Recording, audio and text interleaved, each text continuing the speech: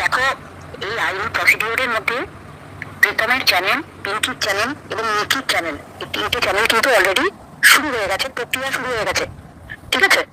তো এটা নিয়ে তোমাদেরকে আশ্বস্ত করতে পারি, এই তিনটে চ্যানেলের জন্য আমি নিজে কন্টেনার, এবং তাদের যা যা প্রমোশন ছিল সেগুলোকে আমি সমস্ত কিছু তুলে দিয়েছি, এবং তার যা যা ছিল কালকে সুইসাইডাল অ্যাটেম্প দেখানো হয়েছে সেটাও পর্যন্ত গেছে। তো সেটাকেও ওরা নিয়েছে, কগনিজেন্স হিসাবে নিয়েছে। এখন কথা হচ্ছে, রিমিকে শ্বশুর বাড়ি পাঠানোর পর থেকে আমরা যেটা প্রমাণ করার চেষ্টা করছিলাম, যে বারবার বলা হতো রিমি পাগল, রিমি নাকি থাকতে পারে না, রিমির নাকি সব দোষ রিমির, এবং এই পরিবারটা নাকি খুব ভালো, এবং এই মেয়েটাকে বারবার চক্রান্ত করে তাড়িয়ে দেওয়া হতো, এবং মেয়েটা বারবার কোথাও প্রমাণ করতে পারতো না মেয়েটি এতটি অসহায়, এবং নিরীহ, মুখের কথা প্রকাশ করতে পারতো না বলে কখনো হাত কেটে নিত, কখনো ওষুধ খেয়ে নিত, নানা রকম ভাবে কান্নাকাটি করতো, প্রকাশ করতে পারতো না। সেই যে একটা নার্ভের পেশেন্ট, তাকে আজকে বিগত 1.5 মাস ধরে ডাক্তার দেখানো হয়নি, তাকে কোনো ওষুধও দেওয়া হয়নি, তার মা বলেছে বলে নাকি তাকে দেওয়া হয়নি, কিন্তু তাদের কোনো মানবিকতার মধ্যে পড়ে না যে মেয়েটাকে একটা ডাক্তার দেখায়। আজকে সবকিছু লোকের সামনে পুরো ক্লিয়ার হয়ে গেল, যেটা আমি আজ থেকে 1 মাস আগে বলছিলাম, যেটা আমরা লড়াই দিয়ে শুরু করেছিলাম, তখন কিন্তু আমার কথাগুলো কেউ বিশ্বাস করছিল না, কারণ আমরাও প্রমাণ করতে পারছিলাম না কোথাও যে এই পরিবারটা ভেতরে মেয়েদেরকে নিয়ে কন্টেন্ট বানিয়ে কিভাবে ব্যবসা করানো হয়, এবং ওয়াইটিতে এভাবে কন্ট্রোভার্সি তৈরি করে গোটাগত ইউটিউবারের সাপোর্ট নিয়ে কন্টিনিউয়াসলি এই ধরনের একটা চক্রান্ত চলতে থাকে। দেখো, রিমি তো আজকে সাধারণ মেয়ে নয়, রিমি একটা ইউটিউবার, তাকেও কিন্তু বহু মানুষ ফলো করে, এবং তার একটা ফ্যান ফলোয়ার আছে, এবং রিমি তার বিবাহিত স্ত্রী। একটা মেয়েকে বলছে আলুর বস্তা, চালের বস্তা, গমের বস্তা, জোর করে কি সংসার হয়? সবাই শ্বশুর বাড়িতে মোটামুটি জোর করেই পড়ে থাকে, তার স্বামীরা মোটামুটি প্রত্যেকটা মেয়েরই স্বামী এই চলে যাও, বেরিয়ে যাও, এ সমস্ত বলে, না বলা হয় না। কিন্তু এদের যা অবস্থা, এরা বলছে জোর করে ওষুধ খাইয়ে দিল রিমিকে, কিভাবে কালকে মা ছেলে মিলে মানসিক নির্যাতন, মানে মনে হচ্ছে রিমি কাঁদছে, অসহায়ের মতো কাঁদছে। কালকে প্রত্যেকটা মা বাবা রাত্রেবেলায় আমার ফোন ভরে গেছে পুরো রিমির জন্য, দিদি আমরা কি জাস্টিস পাবো না? কিন্তু ঘটনাটা হচ্ছে এত একটা কঠিন পরিস্থিতি, যে এই ছেলেটা এতটা বেপরোয়া, আর ভাবছে গোটা কত দাদা ওকে হয়তো বাঁচিয়ে দেবে। তো তাদেরকে বলে রাখি বাবা, আজকে বগুলাতে খবর নিয়ে নাও, বগুলার যে সব থেকে বড় নেতা, তার নেতার বাড়ির পাশে একজন বাড়ি করতে পারছিল না বিগত 20 বছর। ঠিক আছে? সেই নেতা সিপিএম এর আমলে বড় নেতা, টিএমসির আমলেও বড় নেতা, বিরাট বড় নেতা, নেতার নাম বলে চমকে যাবে। তো সেই নেতার আজকে ক্ষমতা হলো না, তার বাড়ির গায়ে গা লাগিয়ে ঢালাই করে একটি বাড়ি তৈরি করে দিয়েছি। সমাজসেবকের লাইভটা গিয়ে দেখে আসতে বলো, বা আমার প্রোফাইলে এখন শেয়ার করে দিচ্ছি। তো আমি কিরকম মহিলা, কি কাজ করি, আজকের খবর বলছি, আজকের। তো কত বড় নেতা, তার অত অত গুন্ডা বাহিনী কিছু করতে পারে না। তো আমি বলছি যে যারা ভেতরে ভেতরে ওই কিছু সমাজসেবক আর 2-4টে মরকট জাতীয় চম্পা দিদিদের ভরসায় যারা লাফিয়ে বেড়াচ্ছে, আর গোটা কত ঘাবড়ে টাবড়িদের ভরসায় যারা লাফাচ্ছে, তাদেরকে বলবো তোরা যতদূর পারবি করে নে, তারপরে শাস্তির জায়গা নিশ্চিত করবো, এটুকু বলতে পারি। কারণ মেয়েটাকে আজকে কিভাবে টর্চার করা হচ্ছে, আমি মেয়েটাকে কিছুক্ষণ আগে ফোন করেছিলাম, পাইনি। তারপর প্রীতমের ফোনে ফোন করলাম, সেও কিন্তু দেখলাম ফোনে এনগেজ আছে, তার মানে কোথাও সে ব্যস্ত আছে। আর তার মাকেও আমি একটা ফোন করলাম, তিনিও ফোন ধরেননি। তো 3টে ফোন করলাম, কারণ রিমিকে পাচ্ছি না। তারপরে আমি প্রিন্সিপালকে ফোন করলাম, কারণ যেহেতু কাল থেকে প্রচন্ড পরিমাণে মানসিক নির্যাতন তার উপর তৈরি হয়েছে, শারীরিক হয়েছে কিনা বলতে পারবো না, কারণ অনেকটা অফ ক্যামেরা ছিল, এবং মানসিক নির্যাতনটা এমন লেভেলে নিয়ে গেল যে নিজেদেরকে যে খারাপ লোক সেটা প্রমাণ করতে আর সময় লাগলো না। আমার যে পাতা ফাঁদে আমরা বলেছিলাম না আমি সরে যাচ্ছি, ওরা ভাবলো বোধহয় আমি সরে যাচ্ছি, প্রিন্সিপালকে দিয়ে আমাকে সরিয়ে দিয়ে হয়তো প্রমাণ করতে সুবিধা হতো যে সঙ্গীতা চক্রবর্তী সাইড থেকে সরে গেছে, এবার তাহলে হয়তো কিছু করা যাবে না। আজকে আমি বলছি, সমস্ত মা বোনেদের বলছি, যারা যারা তাদের নিজের সন্তানদের ভালোবাসেন, যারা যারা রিমিকে ভালোবাসেন, আজকে 90% লোক রিমিকে ভালোবাসে। রিমির ফ্যান ফলোয়ার দেখলে বোঝা যায় যে রিমি সত্যি তার আজকে কিভাবে উতলা, প্রত্যেকটা চ্যানেলে গেলে বোঝা যাবে কিভাবে উতলা, কারণ রিমি একটা নার্ভের পেশেন্ট।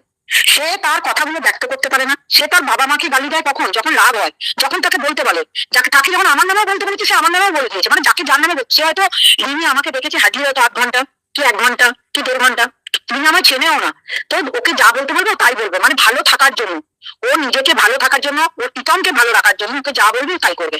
আজকে তাহলে 1.5 মাস ধরে যেটা দেখানো হচ্ছিল, আজকে বলছে 10 দিন কেউ নিয়ে গিয়ে দেখো, তাহলে তোমার বাড়িতে 1.5 মাস পেরিয়ে যাবার পরে যখন প্রীতমের নামে এফআইআরটা হলো চুঁচুড়া থানাতে, এবং তার চ্যানেলটা উড়িয়ে দেওয়ার ব্যবস্থা করা হলো, সেই দিন থেকে লাইভে বসে রিমিকে নির্যাতন করা শুরু হয়ে গেল। মানে তার মানে রিমি হচ্ছে শুধুমাত্র ভিডিওগ্রাফি করার জন্য তোমাকে নিয়ে আসা হয়েছে, আমার চ্যানেল বাঁচানোর জন্য তোমাকে নিয়ে আসা হয়েছে। আর তোমাকে শুধু মানসিক নির্যাতন করা হবে, তোমাকে ডাক্তার দেখানো হবে না, তোমাকে শুধুমাত্র আইসক্রিম খাতে নিয়ে গেলেও তোমাকে ভিডিও করবো, তুমি যদি একটা রোল খাও তাহলেও তোমার নামে ভিডিও করবো, তুমি যদি বাড়িতে বসে থাকো বাড়ির বউয়ের মতো। তো তার কনফিডেন্স লেভেলটাকে নামাতে নামাতে কোন নিচু স্তরে নিয়ে যাওয়া হয়েছে এবং মেয়েটার উপর যে দীর্ঘদিন ধরে নির্যাতন হতো মেয়েটা প্রকাশ করতে পারতো না।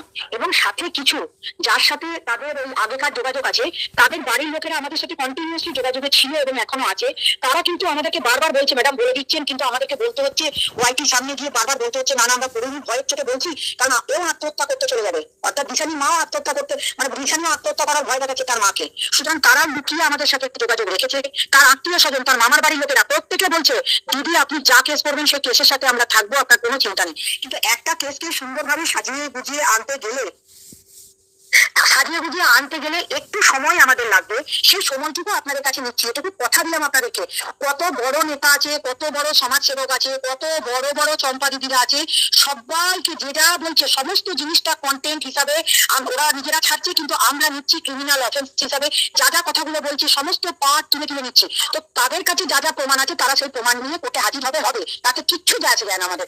কিন্তু একটা কথা শুনে নিন, যখন একজনের বিরুদ্ধে, পার্টিকুলার একজনের বিরুদ্ধে যখন এত এত কমপ্লেন জমা হচ্ছে, চারিদিক থেকে জমা হচ্ছে, শুধু একের পর এক কমপ্লেন পড়ছে, এটুকু বলতে পারি।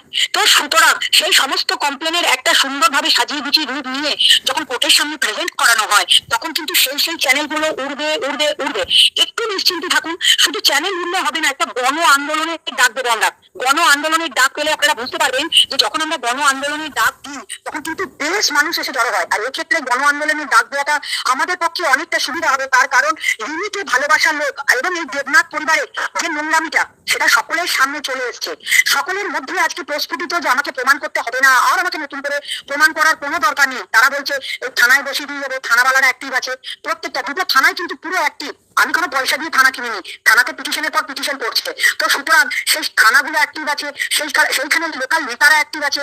তারা কালকে সারাদিন ধরে নেতাদের ভরসায় ঘুরেছে, যে নেতাদের ভরসায় ঘুরেছে সেই নেতারাই ওদেরকে পাল্টা বলেছে, রাত্রের দিকে আবার তারাই আবার আমাকে ফোন করে কথা বলেছে। সুতরাং সকলে জানি যে তাদের বাস্তব পরিস্থিতিতে তারা কত বড় নেতামন্ত্রী ধরবার ধরে নি, কোনো টেনশন করতে হবে না।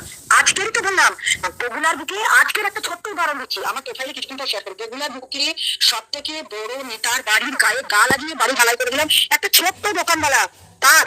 সুতরাং এখানে আইন সকলের জন্য সমান, সেখানে পুলিশ প্রশাসন কিচ্ছু করতে পারেনি। আমি এটুকু কথা দিলাম আপনাদের, এদের ক্ষেত্রেও পুলিশ প্রশাসন যত বড় সমাজসেবক সেবিকা যারা বাইরে থেকে মদত দিচ্ছেন কিচ্ছু করতে পারবেন না, পারবেন না, পারবেন না। হ্যাঁ, মিথ্যা মামলা, মিথ্যা মামলা আমরা চাই যে আমাদের বিরুদ্ধে মিথ্যা মামলা করুক, আমার বিরুদ্ধে মামলা হোক, কারণ আমার বিরুদ্ধে মামলা হলে মানুষকে এটা ওয়াইটিতে দেখাতে সক্ষম হবো যে যদি আপনার বিরুদ্ধে মিথ্যা মামলা হয় তাহলে আপনি কিভাবে জাতীয় মানবাধিকার কমিশনের সহায়তা নিয়ে সেই কেসটাকে চ্যালেঞ্জ করতে পারেন। সুতরাং আইনি প্রসিডিওরে একটু সময় লাগে, যেহেতু এটা ওয়াইটি ম্যাটার, একটু সময় ধৈর্য রাখুন। যেটা বলছি সেগুলো নোট করুন, নিজেরাই আপনারাই আমাকে পাঠাচ্ছেন। কালকে ওই 9 মিনিট 30 সেকেন্ডের ভিডিওটা তো আমি তো দিইনি, আপনারা আমায় দিয়েছেন, আমি তো দিইনি, আপনারাই কালেক্ট করছেন, আমার টিমও কালেক্ট হচ্ছে। সুতরাং সবকিছু মিলে একটু সময় রাখুন, একটু ধৈর্য রাখুন।